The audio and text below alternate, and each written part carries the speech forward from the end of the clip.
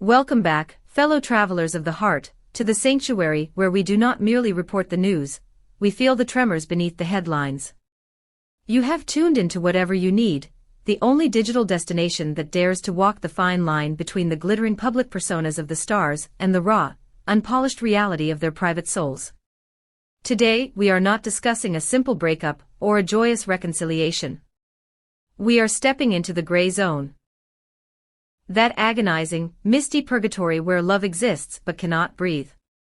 We are dissecting a story so fragile, yet so devastatingly human, that it feels less like a tabloid scandal and more like a tragic novel written in real time. If you have ever loved someone you couldn't be with, or waited for a train that might never arrive, this story will resonate in the deepest chambers of your chest. Before we unlock the secrets of a whispered hallway confession, please ensure you have subscribed to our channel. Join our inner circle by clicking the Join button to support this kind of deep dive emotional journalism. Your likes are the fuel that keeps our lights on, and your comments are the chorus to this drama. Prepare yourselves, for the saga of Özge Yağız and Gökberk Demirci has just entered its most heartbreaking chapter yet. The turbulent narrative between the beloved screen siren Özge Yağız and the charismatic Gawkberg Demirci has long transcended the boundaries of a typical celebrity romance. Their story has become a television drama in its own right, a script written by fate, filled with breakups that felt final, reconciliations that sparked hope, and award ceremonies where their eyes spoke a language no microphone could catch. They are the couple the public refuses to let go of, perhaps because they mirror our own complexities. However, just when we thought we understood the trajectory of their relationship, a leaked backstage moment has completely revolutionized the narrative. The tabloid press is currently in a frenzy, not over a scandalous photo, but over a sentence so loaded with paradox and pain that it has divided their fanbase into two warring camps of hope and despair. The setting was a glamorous gala, a night designed for celebration, champagne, and the superficial perfection of the red carpet. But as we often say here at Whatever You Need, the real stories never happen under the spotlights, they happen in the shadows. According to exclusive behind-the-scenes rumors that have trickled out from the event staff, the defining moment of the evening occurred in a quiet, dimly lit hallway, far away from the prying eyes of the paparazzi and the noise of the crowd. It was here, in this transient space between the stage and the exit, that Özge and Gawkberg found themselves alone. It was not a casual encounter. Witnesses describe a tension so thick it was palpable, a magnetic pull between two people who are simultaneously trying to connect and trying to pull away. In this secluded corner, a conversation took place that was brief in duration but infinite in impact. The two gazed into each other's eyes for a long time. A silence that likely screamed louder than any shout. It is said that Gawkberg, wearing his heart on his sleeve as he often does, broke the silence with a vow of unwavering loyalty. No matter what happens, I'll keep waiting for you. It is the kind of promise that belongs in a fairy tale. But life, as we know, is rarely a fairy tale. Özge's response was not the embrace he might have hoped for, but a plea that shattered the moment. With tears glistening in her eyes, she reportedly whispered, "Gawkberg, all I ask is, please understand me. I love you very much but not now. Wait for the right moment. I'm not ready and neither is our life. Let us dissect this devastating duality. I love you very much." It is an admission, a validation, a confirmation that the flame has not been extinguished. But then comes the conjunction that destroys everything but not now. This phrase builds an invisible wall between them, a barrier made not of lack of feeling but of bad timing. It raises the ancient philosophical question, is the right person at the wrong time actually the wrong person? Or is timing just an excuse we use when we are too afraid to leap? Özge's declaration has thrown Gawkberg, and us, into a state of confusion. She is offering him her heart, but she is withholding her hand. It is a promise of a future that has no date, a check written for an amount that cannot yet be cashed. Although the set workers and event staff who observed the couple from a respectful distance claim not to have heard every syllable of the direct dialogue, the physical evidence of the emotional toll was undeniable. They whisper that they noticed Özge emerged from that hallway with red, swollen eyes. Her makeup, usually the armor of the celebrity, was slightly smudged. A detail that humanizes her in a profound way. Immediately after the incident, the young actress retreated backstage, refusing to speak to anyone. She was seen clutching her phone tightly, unlocking it repeatedly as if waiting for a message that would change the script, or perhaps rereading a message she couldn't bear to send. There is one witness statement circulating in the VIP circles that is particularly haunting. A source claims to have been near the dressing rooms when Özge returned to her sanctuary. When Özge returned to her room, she looked at herself in the mirror and took a deep breath. I heard her say, "Why does it have to be so difficult?" Her eyes were filled with tears and her voice was trembling. This private moment of vulnerability confirms that the phrase, "I love you very much but," was not a strategic maneuver to let him down gently. It was a cry of genuine anguish. It demonstrates that the decision to wait is hurting her just as much as it is hurting him. It reveals a woman at war with herself, torn between the logic of her mind and the demands of her heart.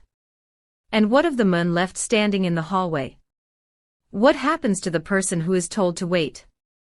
Gökberk Demirci is known to the world for his infectious humor, his radiant cheerfulness, and an energy that lights up a set.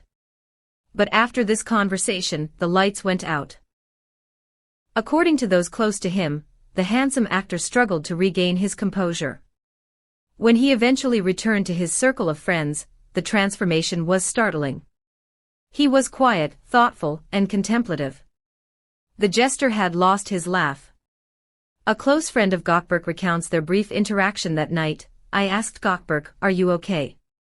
He smiled, but there was no smile in his eyes. It was a hollow expression. He shook his head and said, "It's just. Sometimes life is more complicated than we think." He tried to change the subject, attempting to put the mask back on, but the weight of the ambiguity was clearly overwhelming him. Gawkberg has reportedly been obsessing over Özge's emphasis on the right time. This is the torture of the waiting game. When is the right time? Is it a month? A year? Or is it a polite way of saying never? This uncertainty is a poison that slowly erodes hope.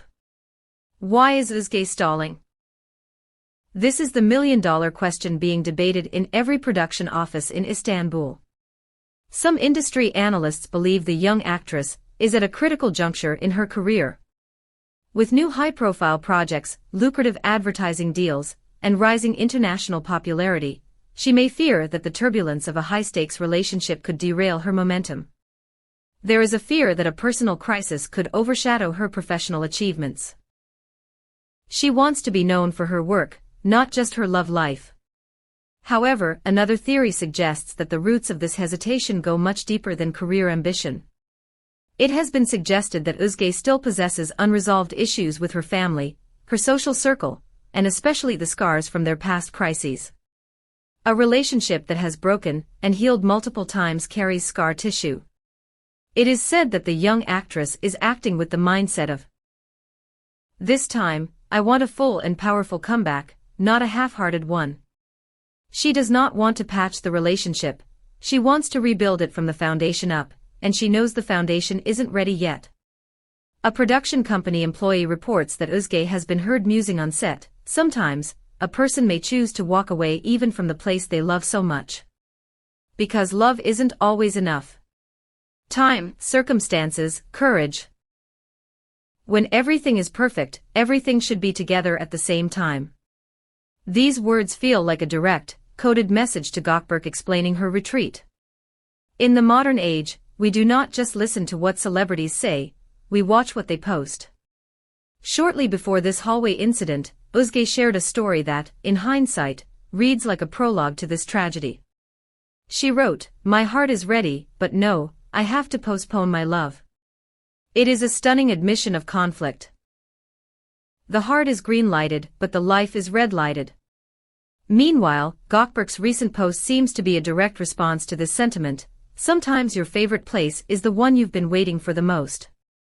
This reinforces the claims that the two are communicating through encrypted public messages, exchanging passwords of pain and patience on social media. I need to stop here and ask you, the whatever you need community, a very difficult question. Is it fair to ask someone to wait? Is Özge protecting their future by waiting for the right time, or is she unintentionally hurting Gawkberg by keeping him in limbo?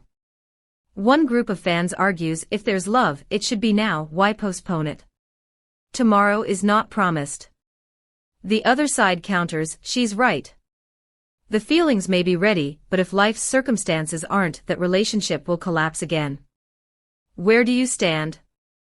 Is love enough to conquer bad timing, or is timing actually the most important part of love? Please, let us know your thoughts in the comments. This is a debate that touches all of us. A closer look at the couple's inner circle reveals the true stakes. According to a close friend of Usuzge, the actress is terrified of unfinished business.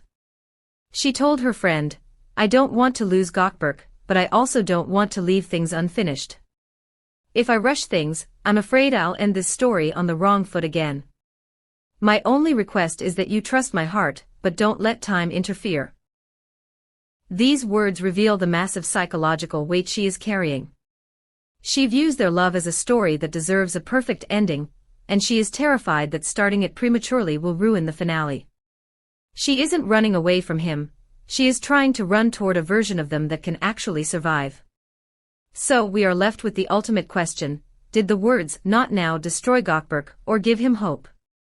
To be told "I love you" is a gift. To be told "wait" is a burden. Gawkberg is now carrying both. He knows he is loved, which is a powerful drug, but he also knows he cannot have that love yet. He is standing at the station, holding a ticket for a train that has no scheduled arrival time. Is it worth waiting?